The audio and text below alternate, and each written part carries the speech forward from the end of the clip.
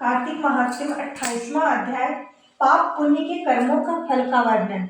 श्री कृष्ण सत्यभामा से बोले, हे प्रिय, इस प्रकार उनकी वाणी सुनकर प्रसन्न मन होकर राजा पृथु ने नारद जी को यथाविधि पूजन करके आदर पूर्वक विदा किया।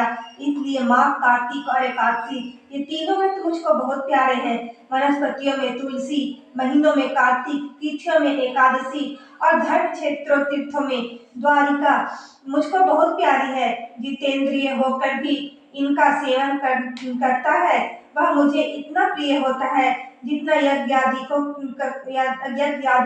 करने से नहीं होता। सत्यभामा बोली, हे नाथ, आपने जो कहा कि दूसरे के दिए हुए आधे पुण्य से कलह तरस गई, सो आश्चर्य है। इस कार्तिक मास का ऐसा क्या प्रभाव है जो आपको इतना प्रसन्न करने वाला है कि पति से बैर करने वाली स्त्री कलह भी कार्तिक स्नान के पुण्य प्रभाव से तर गई।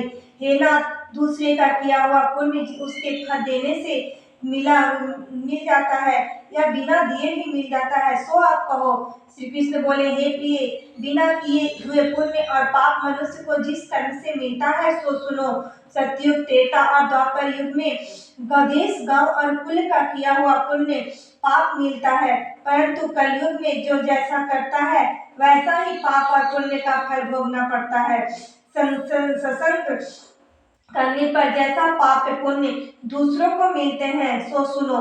एक जगह बैठने से, विषय करने से, विवाह संबंध से, एक पात्र में खाने से मनुष्य को पाप पुण्य का आधा आधा फल प्राप्त होता है।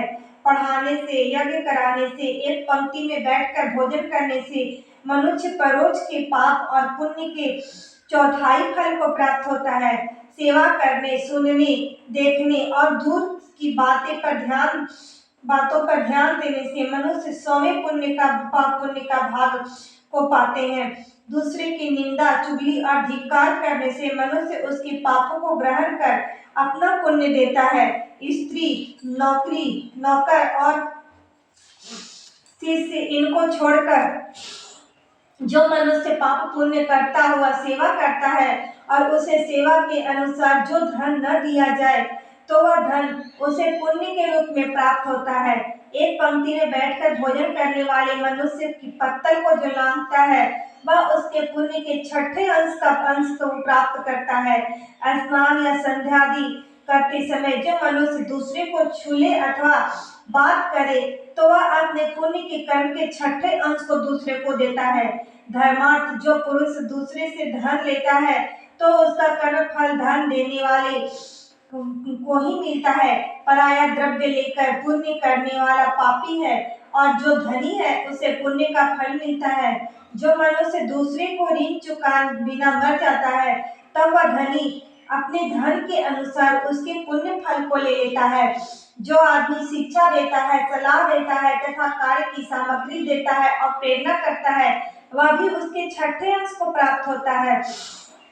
जैसे प्रजा के पुण्य पाप के छठे अंश को राजा हरता है, उसी तरह शिष्य का गुरु, स्त्री का पति, पुत्र का पिता हरता है।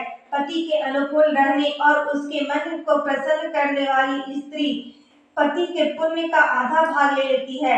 जो पुण्यात्मा पुरुष दूसरे के हाथ से दान करता है तो करने वाला भी नौकर और पुत्र को छोड़कर छठे अंश को प्राप्त होता है। जीविका देने वाला भी खाने वाले के पुण्य के छठे अंश को पाता है।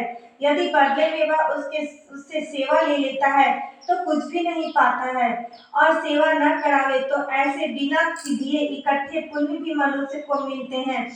उसी प्रकार कलयुग में भी मनुष्य को अपने किए पाप पुण्य का फल भोगना पड़ता है, परंतु कलयुग में ये नियम नहीं है।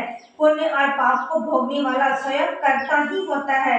इस विषय में एक प्राचीन इतिहास बड़ा पवित्र बुद्धि को देने वाला है, उसे सुनो। प्रेम से बोलिए भगवान विष्णु की जय।